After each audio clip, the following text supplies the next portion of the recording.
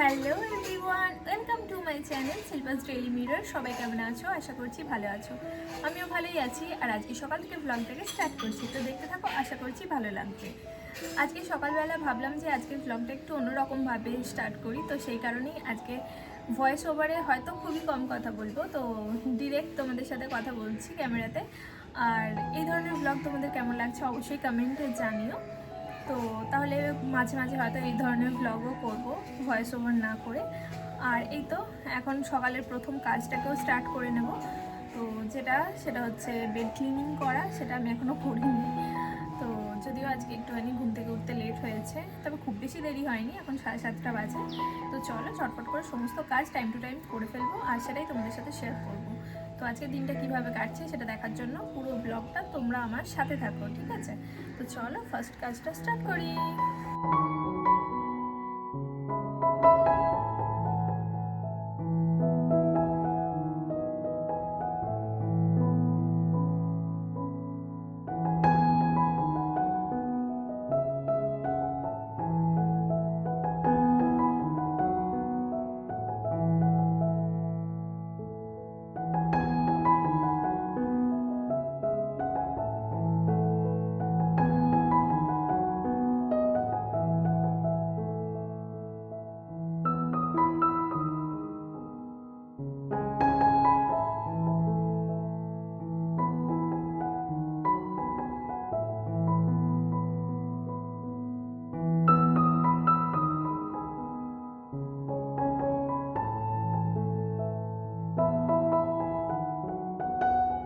তো ফ্রেন্ডস, আমার তো বেড ক্লিন করা হয়ে গেছে।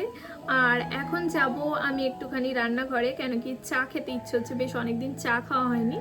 তো সেই কারণেই ভাবলাম যে আজকে একটুখানি চা খাবো। আর বাড়িতে কেউ নেই, মেয়ে তো স্কুলে গেছে, আর আমার হাজব্যান্ডও বেরিয়ে গেছে, আজকে মর্নিং ডিউটি ছিল, তো সেই কারণে। আর আমি একা একাই আছি আজকে। আর ব্রেকফাস্টে কিছু বানাবো না, একটুখানি চা বিস্কুটই খেয়ে নেবো, আর তারপরতে বাকি সমস্ত কাজকর্ম করব। আর তার আগে সবথেকে ইম্পর্টেন্ট জিনিস হচ্ছে আমার এই যে একটা থাইরয়েডের ওষুধ খাওয়ার থাকে, তো এটাকে আগে খেয়ে নিই, তারপরতে চা খাবো। যদিও থাইরয়েডের ওষুধটা খাওয়ার 1 ঘন্টা আগে খাওয়ার কথা, কিন্তু আমি ডেলি ভুলে যাই, তো কিছু করার নেই। তো চলো এখনই খেয়ে নিই।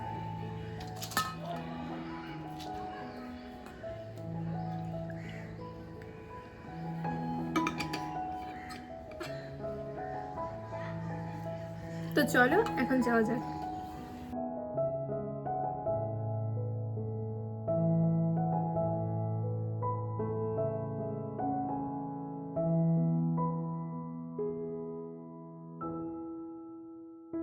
তো এই তো এখন চলে এসেছি রান্নাঘরে। আর এখন নিজের জন্যই 1 কাপ চা বানিয়ে নেব। তবে 1 কাপ চা বানাতে আমার মাঝে মাঝে খুবই হাসি পায়। তো সেটা কোনো ব্যাপার না, মাঝে মাঝে ইচ্ছেও হয় খাওয়ার। যদিও আমি চা কফি কোনো কিছুই খুব একটা পছন্দ করি না, ছোটো থেকেই আমি এরকম বরাবরই চা কফি এগুলো অ্যাভয়েড করতেই বেশি ভালোবাসি। তো সেই হিসাবেই এখনও পর্যন্ত খুব একটা চায়ের নেশা আমার হয়নি। তবে আমার মা চা খেতে খুব ভালোবাসে, তবে মায়েরও ইদানিং দেখছি একটু চা খাওয়ার নেশাটা কম হয়েছে। তবে জানো তো, ছোটো থেকেই আমি একটা স্বপ্ন দেখতাম, আমি দার্জিলিংয়ে ঘুরতে যাব, আর সেখানে ঠান্ডা পাহাড়ি ওয়েদারে বসে চা খাবো। তো এই স্বপ্নটা খুব ছোট থেকেই আমার চোখে ছিল, আর সেই ইচ্ছে তো আমার বহুদিন আগেই পূর্ণ হয়ে গেছে। 1-2বার না, বেশ কয়েকবারই আমি দার্জিলিং ঘুরেছি। তো এই লাস্ট ইয়ারেও আমি দুর্গাপূজার পরতে গিয়েছিলাম নবমীর দিনতে। আর ওই যে বললাম তোমাদের, দার্জিলিংয়ে বসে চা খাওয়ার শখও ছিল, তো সেটাই মেটানোর জন্য আমি যখন দার্জিলিংয়ে বসে চা খাই, আর সত্যি কথা বলতে কি এত প্রেমে পড়ে যাই আমি যে কি বলবো। আর ওখান থেকে নানা রকম ফ্লেভারের চা আমি নিয়ে আসি, আর সেগুলো বাড়ি আসার পর থেকে কি জানি ভালো লাগা ভালোবাসা কোথায় আবার উধাও হয়ে যায়, হয়তো ওয়েদারের কারণেই হবে। তো শীতকালটা বেশ ভালো চা খাই, আর তারপরতে যখন অল্প অল্প করে গরম পড়তে শুরু করে, সেই সব চায়ের পাতা রয়েই যায় কন্টেনারে আর এক্সপায়ার হয়ে যায়। এই আর কি আমার ব্যাপার। আর এই নিয়ে হাজব্যান্ড তো রাগারাগি করতেই থাকে। তো এখন ভেবেছি মাঝে মধ্যে একটু করে ওই চাগুলোই খাবো, আর সেই জন্যই আজকে একটুখানি চা বানিয়ে নিয়েছি। আর আজকে না গ্রিন টি খেতে ইচ্ছে হলো না, তো সেই কারণেই আজকে একটুখানি ক্যামোমাইল টি নিয়ে বসেছি। আর এটার ফ্লেভারটা খুব সুন্দর লাগে, এত সুন্দর গন্ধ না। এমনিতেও আমার একটুখানি নার্ভের প্রবলেম আছে, তো সেই কারণে ঘুমটাও কম হয়। আর ক্যামোমাইল টি খেলে সত্যিই ঘুম খুব ভালো হয়। আর তাছাড়া এই কয়েকদিন ধরে বৃষ্টি পড়ছিল, ইচ্ছে হচ্ছিল মাঝে মাঝে যে ঠান্ডা ওয়েদার রয়েছে, বৃষ্টি পড়ছে, তো একটুখানি চা খাওয়া যেতেই পারে। তবে আজকে না আবার বৃষ্টি হচ্ছে না, আজকে ওয়েদারটা মেঘলা করে আছে। তো যাই হোক, তাও একটুখানি চা নিয়েই বসেছি, আজকে আর খাটাখাটনি করার ইচ্ছে নেই। আর আমার ভাগ্যটা এতটা খারাপ যে কি বলবো।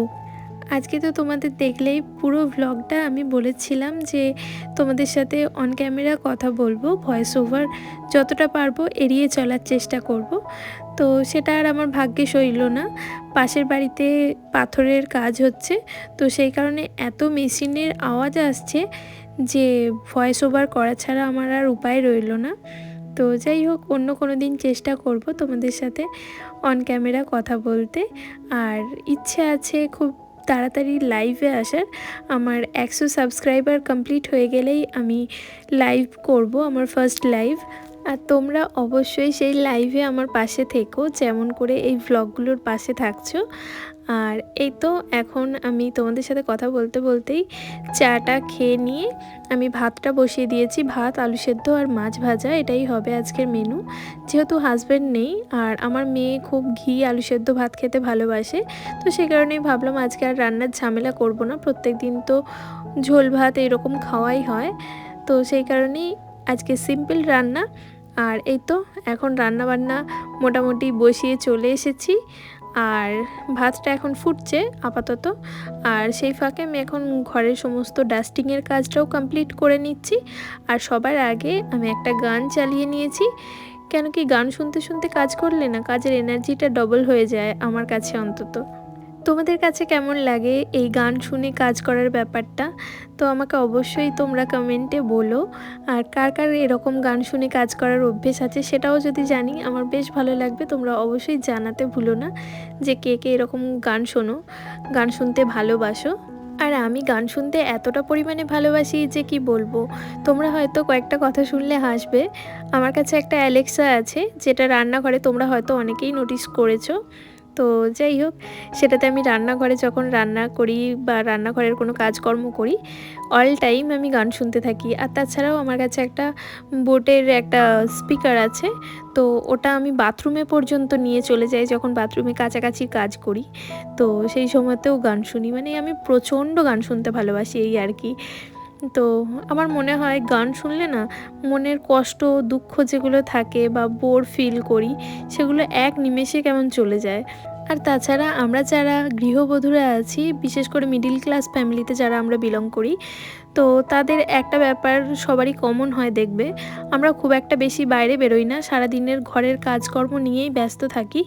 তো সেগুলোর প্রতি খুব একটা যে এনার্জি থাকে কাজগুলো করতে সব সময়, সেরকমটা হয় না, আগ্রহটা অনেকটা কম হয়ে যায়। কিন্তু দেখবে গান শুনতে শুনতে যখন তুমি কাজ করবে আর সেই গানটা যদি তোমার মনের মতো হয়, তখন সত্যি এই যে ডেলি একঘেয়ে কাজগুলো সেগুলোও ভালো লাগতে শুরু করে।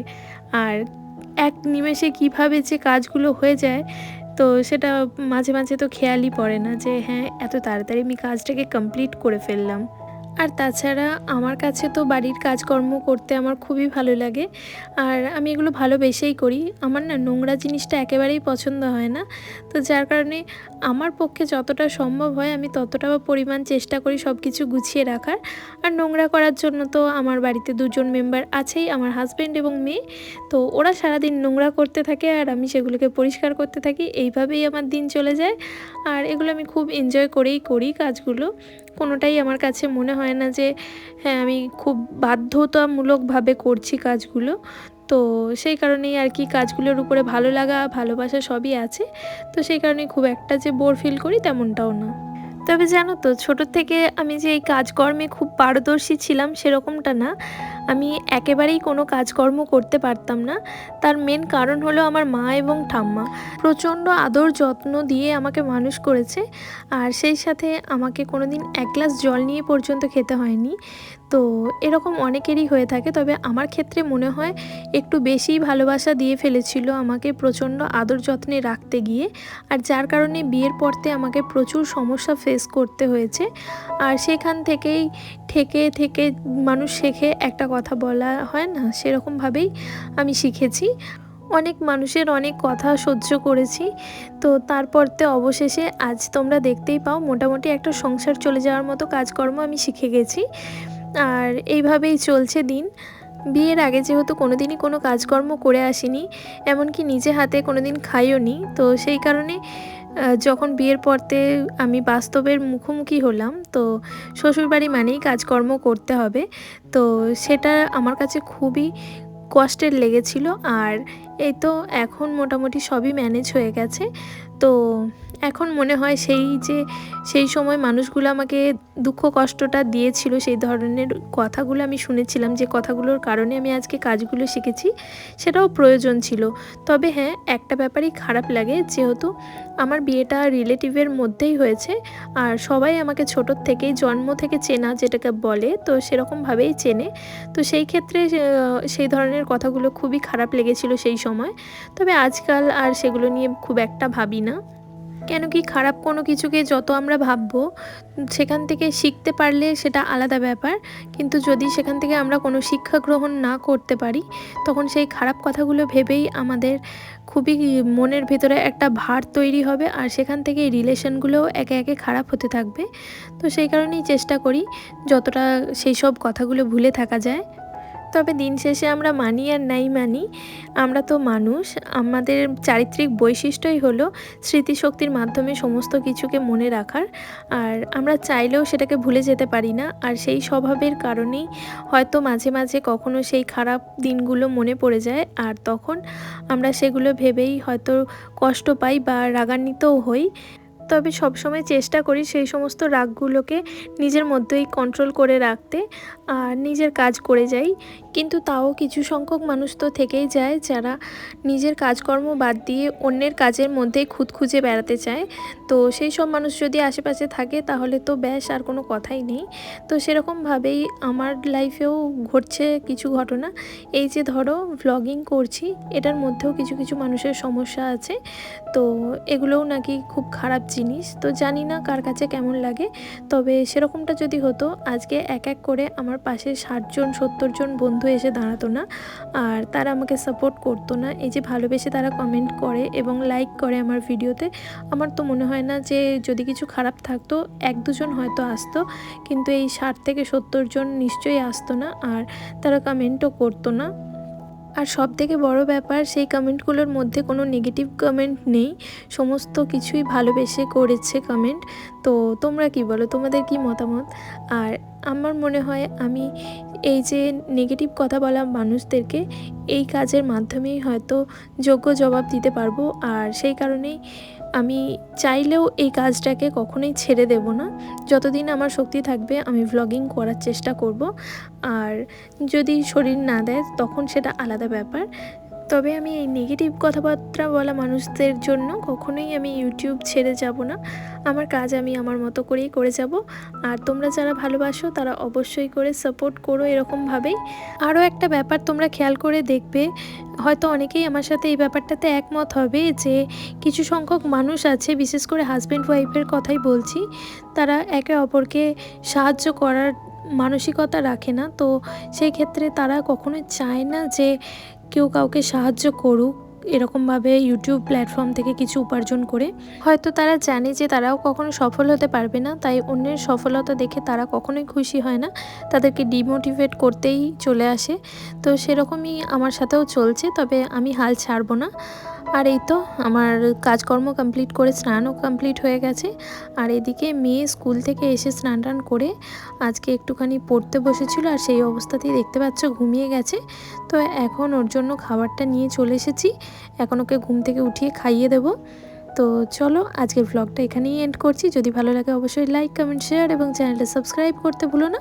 তো দেখা হবে নেক্সট ভ্লগে। ততক্ষণের জন্য সবাই ভালো থাকবে, সুস্থ থাকবে। আজকের মতো টাটা।